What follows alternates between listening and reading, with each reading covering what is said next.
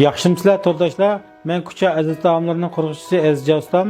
Bugun sizlarga xaridorlarimiz yoqtirib bergan lag'man tayyorlash usulini olib keldim. Ketarlik go'sht va say ko'katlarni muvofiq cho'nliqda to'g'rab tayyorlaymiz. Avval qozonni qizitib, madiya tabiiy ishlangan sap yog'idan 50 gram atrofida moy quyib qizitamiz. Moy qizganda go'shtni silib, qurib, go'sht sarg'aygandan keyin piyozni silib, yoqqa mizlik ta'mni chiqaramiz. Orqadan jangdo bilan ozroq sho'g'il silib, qurib olgandan keyin loz chanalmasdan bir qo'shiq silib, o'rimga rang kirdirib olamiz. Basayni silib, qurib, basayning suvi chiqqandan keyin ko'k qizil lozni silib, davomli qurimiz. Yana ozroq sho'g'il silib, qurib, sho'g'ining suvi chiqqanda bir qo'shiq janyo quyib, o'rimga rang va ta'm kirdirib olamiz. Ta'm qurishlardan faqat tuz silib, obdan aralashtirayotgandan keyin qo'rma chilashqudek suv quyib, qaynatib, palak va samsaqni silib, aralashtirayotgandan keyin pishirilgan lag'man cho'pining ustiga salsaqla bo'ladi.